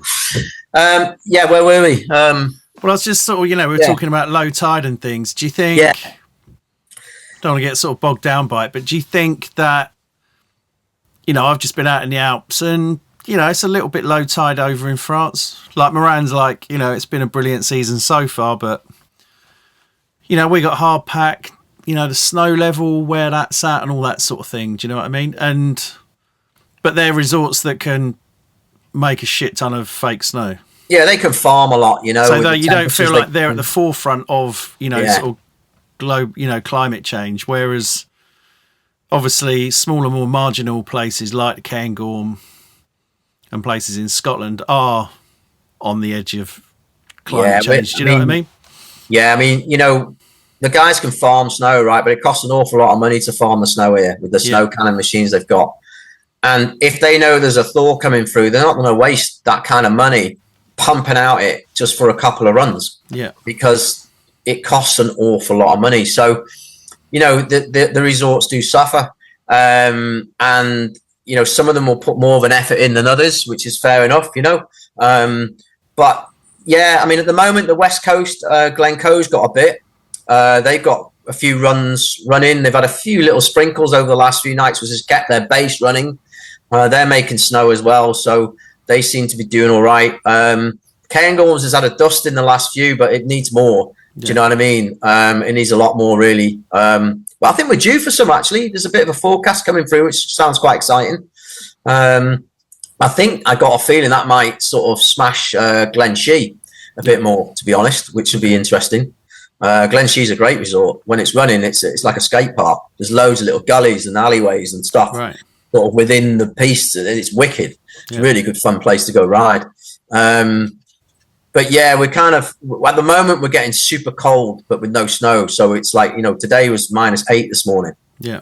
When I woke up, it's still pretty cold and fresh out there now. But it's a shame that we're getting played with the old climate change. I think, it's one of those things, isn't it?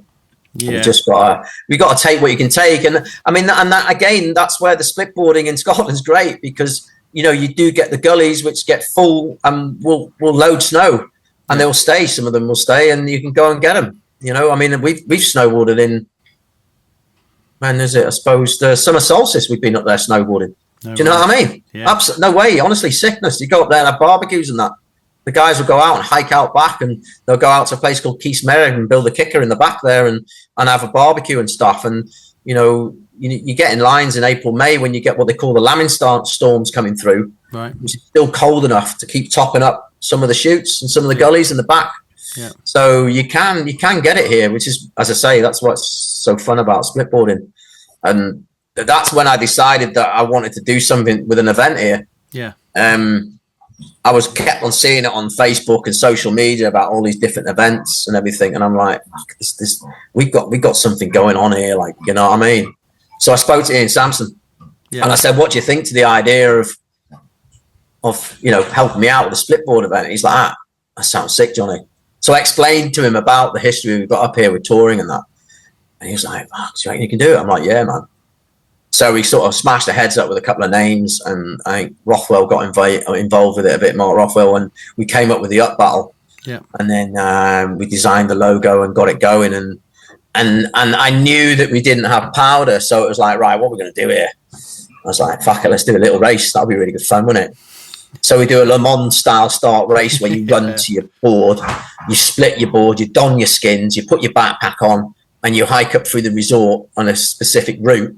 Yeah. And then snowboard down and you win a prize. Sweet. And, you know, we do that. And then we do sort of the introduction to backcountry, which is how to use your transceivers, your probe and your shovel, and what your kit's for, and do weather systems within Scottish climate. You know, Scotland's got a couple of apps which you can use up here. Yeah. The Avalanche Aware app, which is brilliant. And it prompts you how to use your system and how to look at conditions before you go out. Right. And then we got the Scottish Avalanche service, which is pretty key.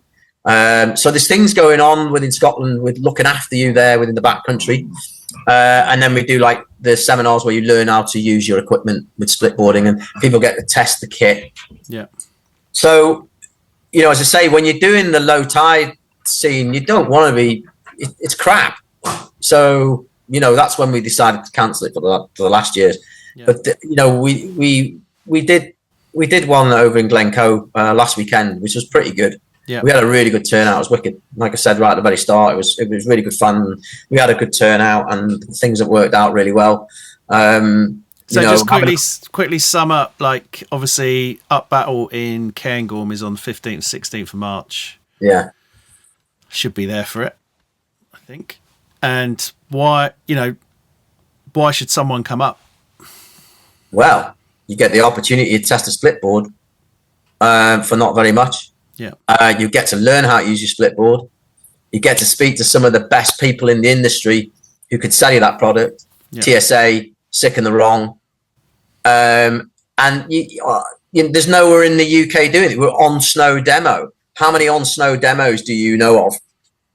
Not very many, unless they're indoor. You know, we are actually out there in the conditions, getting people involved in such a fun side of snowboarding. You know, again, then, you know, with the knowledge you learn here, you can take it to Europe and go and enjoy it. Do you know what I mean? And hit the power of the lines you want to hit. We do get good snow here anyway. Yeah. And we do get some epic power turns when you go looking for it. But for me, it's the experience. It's a day, you know, you're having a journey, you're involved. There's a lot of like-minded people up here. We're friendly people. We want people to have fun. You got the chance of winning some mega prizes in the raffle. We have a raffle, which all the proceeds goes to the Cairngorm Mountain Rescue Team. Yeah. In the 12 years we've been hosting it, we've earned about just over 10 grand for them. Wicked. You know, from a small group of snowboarders, that's pretty good. You know, they're the people who are going to look after you if you get in trouble backcountry in the Highlands and the Cairngorms. You know, and they're all voluntary-based people. So, you know, we help them out. So we're helping the local community in a way. Yeah. And it's a good community event. We've got people from different areas of the village helping out, you know, with other sponsors and stuff. And, you know, we get good backing from some great sponsors, you know. We get Dragon, Arcade Belts, Crap Sacks, you know, Burton, K2, Jones, Spark R&D, TSA, sick and the wrong. Autovox give us a massive amount of help for it, which is great, you know. Yeah. And then Simon Smith makes some amazing trophies for us because he's good with wood. He is good with wood. It's pretty cool. You know, the trophies we have, we give out first, second, and third prizes. You know, you're winning prizes worth 250 quid for first place, you know. You don't get that with many snowboard comps anymore, do you? Do you know what I mean? Especially within the UK. So, you know, why not come up and see? Yeah, You no, know? that is it. I mean, for me, Yeah. you know, the community aspect, it was great last year. I loved it. Yeah. You know, I didn't mean- get to experience the actual on snow bit, but just the community sort of around the whole thing. And then there's that rail jam down at the Pine Martin. And I was about to say, you can look out with Chris Chat's crew with the shred sleds. I mean, that event was rad, you know, and it was nice to hold it on the same weekend. Obviously, mine didn't go ahead because of the conditions we need, but his went ahead and went off. Yeah. You know, and then, you know, this year we're going to host it on the same weekend. So it's almost bringing a bit of a festival of snowboarding to the Cairngorm, you know. Exactly that. And that's kind of, I suppose, what the future is. If we can't do events singly, then let's get together and do events, you know, and bring a couple of sides of snowboarding together and let people see both sides of the story of snowboarding, you know. Yeah, exactly that. Yeah. Exactly that. It's really cool. Yeah. Well, I'll be there for sure. Good. Can't wait. Hopefully lots of the listeners will come too. Yeah, I hope so. Okay, I realise we're sort of getting on a bit. Yeah, right. Is there anything that we haven't covered that you want to get to? I mean, I like to thank everyone who's helped me, really. Do you know Well, what I mean? let's not get into that bit yet. Yeah. I suppose, I mean, you know, there's too many good it gives you good memories, doesn't it, snowboarding? I mean, the British scene is monumental, isn't it, within snowboarding. I think the people and who have been involved with it over the years are incredible. You know, and I think it's sort of the distributors, all the shops which have been and gone. You know, the British scene has put 100% into snowboarding, and wow, man, you know, how sick is it? You know, everyone, even when you go to Europe, everyone talks about the British scene. Even when you go to America, people talk about the British scene. You know, and we've now got, you know, we've got medals in the Olympics. You know, we've got Mia Brooks slaying it. We've just got so many good things coming out of the UK. You know, we've got brands. You know, British people making brands abroad, which is great, and different places, and you know, and what can you say? You know, I think snowboarding in Britain is good, and it's still at a sharp end of it all. I think so. Yeah. So just to finish, then, just to sum up, why should someone who hasn't been snowboarding get back to it, or why should somebody who maybe has never been snowboarding go and experience it?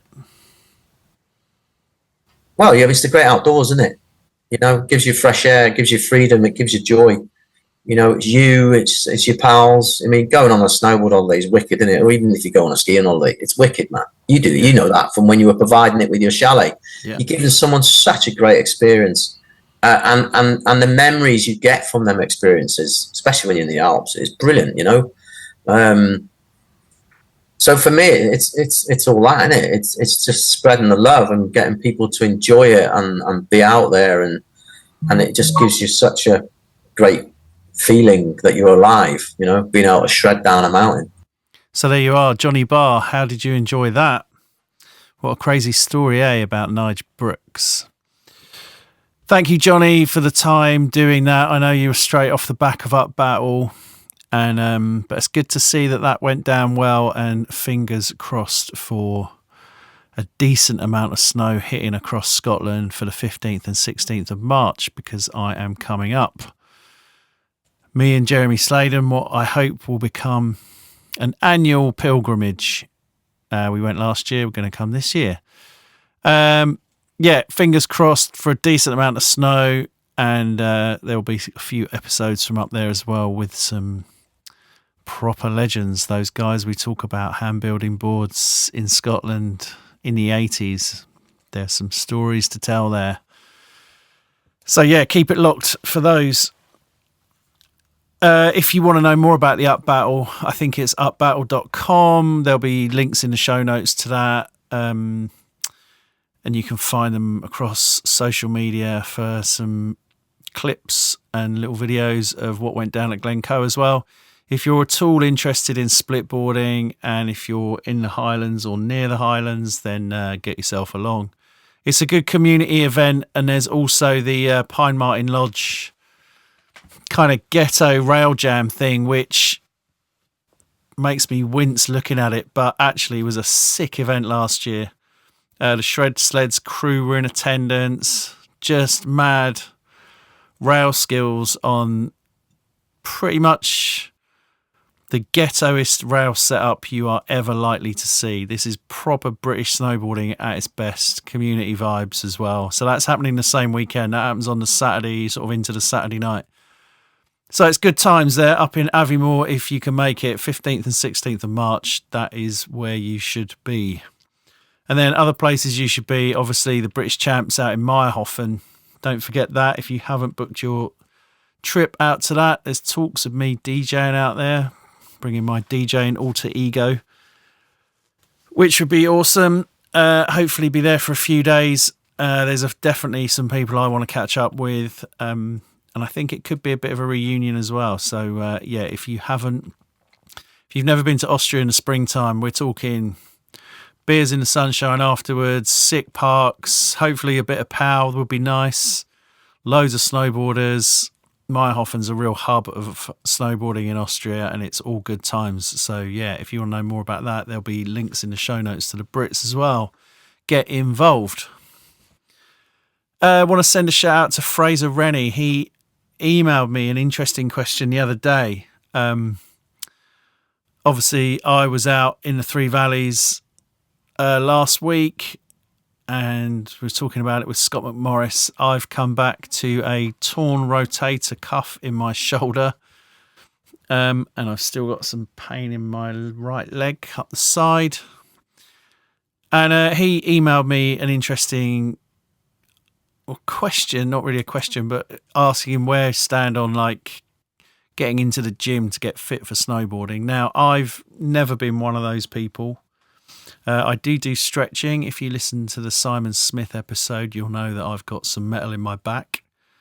And so I do have like a stretching regime, and everyone was stretching out at Chris Moran's place. If you're playing the drinking game, you can get one in now. And everyone was doing some stretching every morning and every evening, and it seems like that seems to be an accepted part of snowboarding these days. But, the idea of going to the gym to get fit for snowboarding, I think that's quite interesting, because I traditionally would have said, no, I'm not interested, but I am quite interested actually in getting fitter for snowboarding, having slightly awoken the freestyle element of my snowboarding past kind of last week, like just giving that a little nudge, seeing how that is. I'd like to get back to doing some better tricks. I still think I could learn some more stuff and just be fitter for snowboarding generally, be able to take a few bumps and scrapes and get back up a bit easier. And obviously when I was out in Lax hiking around with Ed Lee at 3,000 metres, my fitness definitely isn't what it could be. So I'm thinking that probably best to get down the gym, get going, doing some fitness towards your snowboarding. If you want to keep snowboarding until you're 60, into your 70s, you're going to have to earn it. It all seems so easy back in your teens and 20s, where you could go out every night and get hammered and then go snowboarding all day, and the fitness was just there, and you seemed to shrug off hangovers. But sadly, as I'm getting older, that isn't really the case. Nice one, Fraser, for the sort of email in about that. That's quite interesting. And also, talking about emailing in, if you've been on our Instagram, you'll have seen that I won the media raffle from the Lax Open. Now, I didn't know I was in a media raffle. I'm pretty certain they didn't announce it because no one else talked about it either. However, it would seem that they did have a media raffle, and I won it. And what I won was a limited edition Burton Custom 58 with Lax Open, 10 years of Lax Open top sheet, and it's got a limited edition base as well that looks more like the custom, but it's got Lax written on the tail. And if you've been on our Instagram, which is Thank You Snowboarding Podcast, you'll see that, yeah, I won this and it turned up at the back end of last week. Now, a few people have commented and said, wow, that's a keeper. You want to get that up on your wall. But I think for me, I'm so fortunate to be able to do this podcast, for one, and two, the opportunities he's given me. Like Lax having me at the Open this year, they certainly didn't need to do that. They didn't need to have me along, but they wanted to support the podcast. They want to support the culture of snowboarding. And that's really kind of them. And I've already won in my eyes. I've been to Lax twice. You know, you get given food, accommodation, and a lift pass. I mean, the luckiest person, right? And, you know, there's all these athletes that train their asses off to be there. And then there's me turning up going, hey, come on, let's have it. And actually not paying that much attention to the competition, but really enjoying the snowboarding and trying to promote Lax as a place, because it is a really good place. And yeah, they've sent me this board, and to be honest, it's not the board that I would keep. If I was to be buying one, it probably wouldn't be that, although I am loving Burton boards at the moment. Shout out to Dan and Lizzie for the hookup. But 58, after riding a 56, it's a bit too small for me and not what I would want. So, given that I was gifted it, I'm going to gift it to one of you lucky listeners. I haven't quite worked out how best to do that, but stay locked to the podcast and the Instagram account and I will work that out. But it's a sick looking board, black top sheet, minimal graphics on the top. It's numbered 23 of 50. There's only 50 of these things in the world. So it's pretty special. And if 58 and a Burton Custom sounds like it could be right up your street, then stay locked, follow and subscribe and do all that stuff. And I will be letting you know what the best way to enter, how we're going to run this competition. Because it is a bit special and I want to work out the best way to do it, the fairest way to do it, so that someone who's really, really stoked on snowboarding and getting a free board will make their day. So yeah, that's pretty cool. And I'm pretty stoked about that. So, yeah, shout out to Astrid at Lax for running this competition that I didn't know I was part of. But that's maybe the best competition to win, one you don't even know that you're in. And as I say, I'm winning anyway because I got to go and have a week of snowboarding for relatively little and see all the amazing snowboarding go down and see Mia win. So, you know, I'm already a winner in my book. So if I can stoke someone else out, then I'm going to do that instead. What else is going on? As I said at the top, Mia won the Crystal Globes. So she's current world champion. I think that's just for big air. And also saw Emily Rothney. She won. She podiumed at some event somewhere. No, I can't be any more specific than that, but it's half term. And my brain is mush. So, yeah, but it would seem that our snowboarders are killing it. So that's pretty cool. There was also some sick clips, Sparrow Knox in the Avoriaz little park. And that certainly got a little WhatsApp group that I'm on from this trip last week. Certainly got those guys frothing. So trying desperately to get Sparrow onto the podcast. If you listen to this, Sparrow, answer your DMs on Instagram, will you? Be great to have you on. So yeah, he's putting some pretty interesting stuff up as well. Like, he's just got the best style. Can't wait to talk to him about his snowboarding because it's a million miles away from competitions that you can imagine. It's snowboarding for snowboarding's sake, and we like that a lot.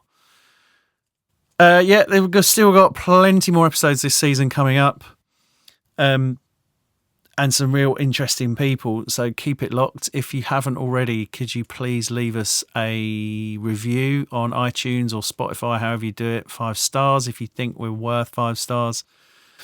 And, you know, spread it around your mates. If you've been if you've gone snowboarding already or just back from snowboarding, I know it's half term, so there'll be quite a lot of people out riding at the moment.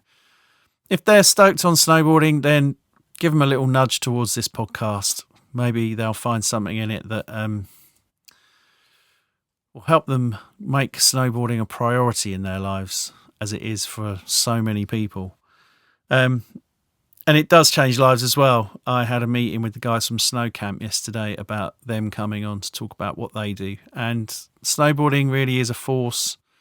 Snowboarding in the mountains, I should say, is a force to change people's lives. And they did for me, and they have done for many other people. In fact, I was on the plane with a young couple from London who'd never been to the mountains before. And I was talking to them, and you just like the experience they've got in front of them. I wish I knew who they were so I could get in touch with them and see how their trip was and see if it's made any changes to their life. It'd be quite fascinating. But yeah, shout out to those guys, whoever you were. The couple sat next to me on the flight out to Geneva last weekend. I think that's about it. I got to send a shout out to the Snowboard Asylum for keeping it real for 35 years, looking after snowboarders as ever. Lizzie and Dan at Burton for looking after me. Tom Kingsnorth from Transform Gloves for looking after me. Tom also from Volcom for the fine threads. Did some stormboarding out in Maribel. And their Gore-Tex stuff really stood up to that. So shout out to Volcom. And also to Oakley Goggles, sick goggles, as always. No surprise that most of our crew were wearing them. So yeah, that's it for now. I hope you're getting some turns in. It's half term. Once this week's over, the mountains calm down quite a lot. So if you haven't booked a trip, Upbattle, the Brits, or just get yourself out to the Alps, wait last minute, get a good deal, see when the snow's falling, pull the trigger. You won't regret going. I can almost promise you that. But yeah, we'll be back next week, 10 a.m. And until then, keep it real. Peace.